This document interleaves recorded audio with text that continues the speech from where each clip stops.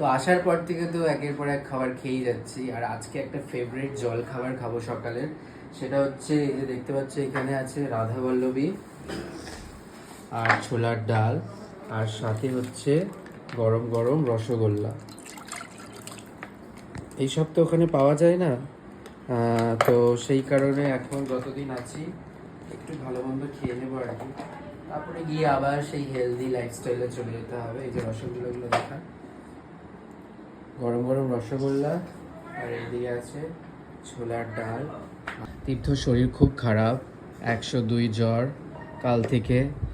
শরীরটা খারাপ লাগছে, প্রচণ্ড শরীর খারাপ আসার পর থেকে। যেহেতু ওয়েদার চেঞ্জ, দুবাইয়ের ওয়েদার একরকম, এখানকার ওয়েদার একরকম, তো সেই কারণে ওর আরও ঠান্ডা লেগে গেছে। এনে এনে খাও খাও খাও।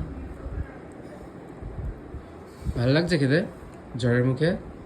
খেয়ে ওষুধটা খেয়ে নিবি, দিয়ে একটা ঘুম দিবি, দেখবি ঠিক হয়ে যাবে, তাই না? খাই, অনেকদিন পর খাবো। এই কেমন লাগছে খেতে?